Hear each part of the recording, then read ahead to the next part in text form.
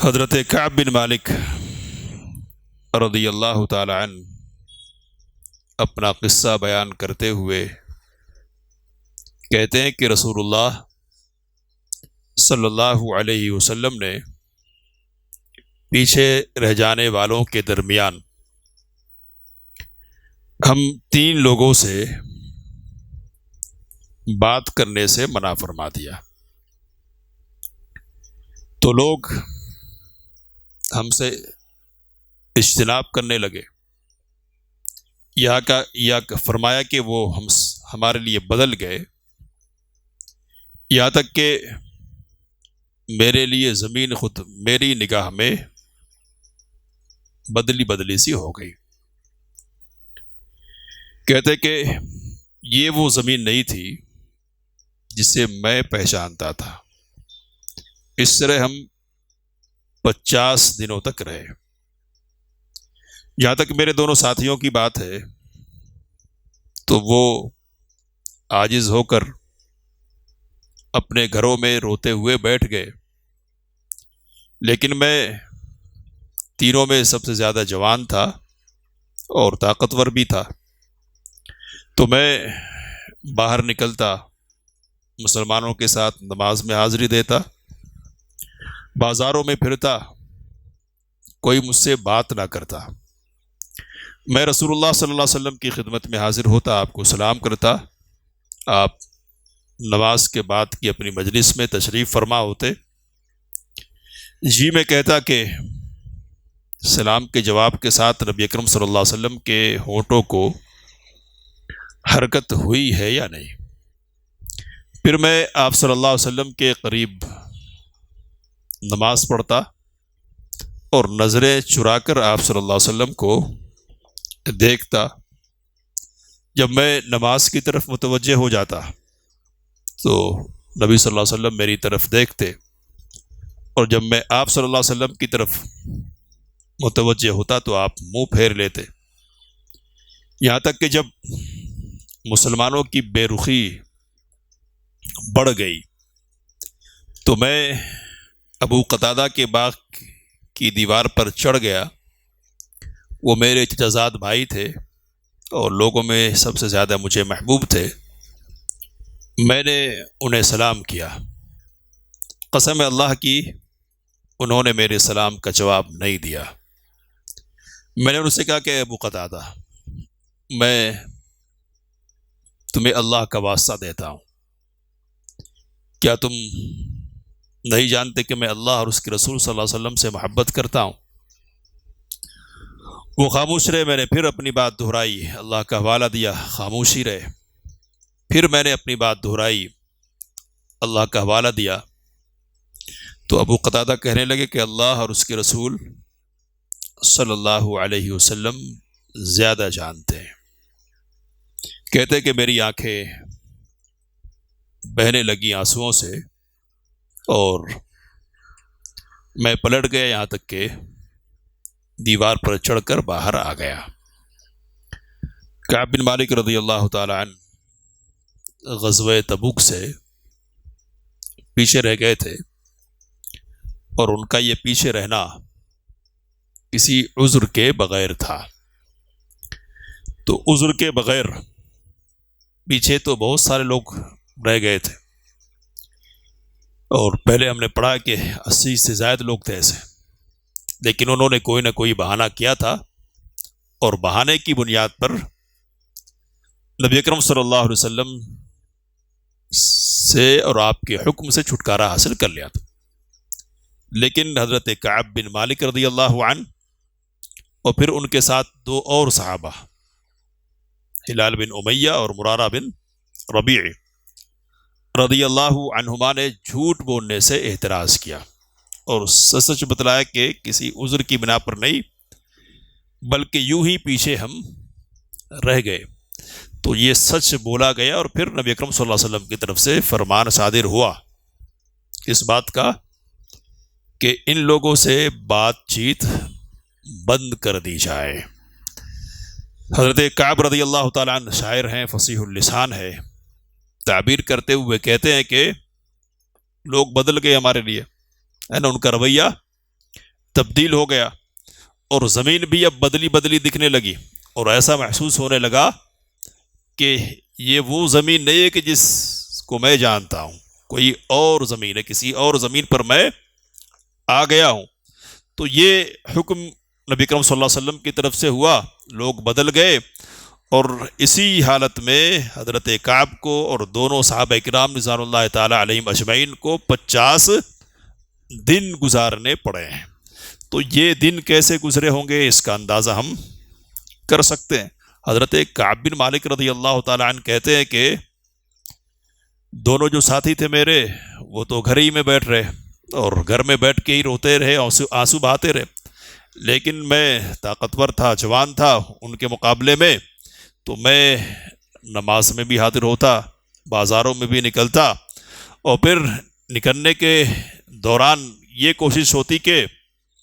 نبی کرم صلی اللہ علیہ وسلم کو سلام کروں، اور آپ صلی اللہ علیہ وسلم کی طرف سے سلام کا جواب ملے، زور سے نہ کہیں تو کم از کم ہلکے ہی سے، تو ہونٹوں کی حرکت کو بھی دیکھنے کی کوشش کرتا۔ تو خاموشی ہے، اس کا مطلب یہ ہے کہ ہونٹ بھی نہیں ہلتے تھے۔ تو یہ بات ذہن میں رکھیں، انشاءاللہ اس پر تھوڑی سی گفتگو کرنی ہے۔ کہتے ہیں کہ جب زیادہ ہو گیا بے رخی کا معاملہ، تو میں ایک دن اپنے چچا زاد بھائی اور لوگوں میں سب سے زیادہ جس سے مجھے محبت تھی یا جو مجھ کو محبوب رکھتے تھے ان کے پاس گیا۔ کون تھے؟ ابو قتادہ۔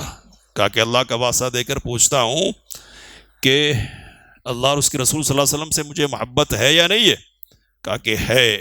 یا نہیں ہے یہ میں نہیں جانتا۔ وہ جانتے ہوں گے لیکن نہیں جان رہے۔ کیوں نہیں جان رہے؟ اس لیے کہ رسول اللہ صلی اللہ علیہ وسلم نے بات کرنے سے روک دیا ہے۔ تو یہاں حکم رسول اور حکم الہ کی تعمیل کا مسئلہ ہے۔ آپ کیا ہے اور کیا نہیں ہے، اس کا فیصلہ میرے علم کی بنیاد پر نہیں ہونے والا ہے، بلکہ اللہ اور اس کے رسول صلی اللہ علیہ وسلم کے فیصلے اور حکم کی بنیاد پر ہونے والا ہے۔ تو یہ ایک بات تو ذہن میں رکھیے کہ فیصلہ ہو گیا تو اپنا بھی غیر ہو گیا ہے، اور جب فیصلہ ہو جائے اللہ اور اس کے رسول صلی اللہ علیہ وسلم کا، تو پھر اپنی رائے، اپنا خیال اور اپنی بات رکھنے کی کوئی گنجائش نہیں رہ جاتی ہے۔ تو یہ نمونہ حضرت ابو قتادہ رضی اللہ تعالی عنہ نے پیش کیا۔ اب جو بنیادی مسئلہ ہے اس وقت ہمارے سامنے وہ کیا ہے کہ کسی نے غلطی کی، اب اس کو تنبیہ کرنے کے طور پر یہ فیصلہ کیا جائے کہ اس سے قطع تعلق کر لیا جائے، تو کیا ایسا کیا جا سکتا ہے؟ تو ایسا کیا جا سکتا ہے اگر مصلحت کا تقاضا ہو اور یہ سمجھا جائے کہ ایسا کرنے سے جس نے غلطی کی ہے اس کو بھی تنبیہ ہوگی اور دوسرے لوگ بھی سبق حاصل کریں گے۔ تو حجر کہتے ہیں عربی میں قطع تعلقی کر لیا جائے گا، اور حجر کی جو علامت ہے وہ کیا ہے؟ ایک بنیادی وہ یہ ہے کہ بات چیت نہ کی جائے، اور پھر اس سے آگے بڑھ کر یہ ہے کہ سلام نہ کیا جائے، اور اس سے بھی آگے بڑھ کر یہ ہے کہ سلام کا جواب بھی نہیں دیا جائے۔ تو ہم یہ دیکھ سکتے ہیں کہ یہ سارے معاملات کے ہو رہے ہیں ان کے ساتھ، حضرت کعب بن مالک رضی اللہ تعالی عنہ کے ساتھ اور دیگر دو صحابہ کرام رضوان اللہ تعالی علیہم اجمعین کے ساتھ۔ تو کسی کبیرہ گناہ کے مرتکب کے ساتھ اگر یہ معاملہ کیا جائے اور یہ امید ہو کہ اس سے تنبیہ حاصل ہوگی تو یہ معاملہ کیا جا سکتا ہے۔ اور اسی سے جڑا ہوا مسئلہ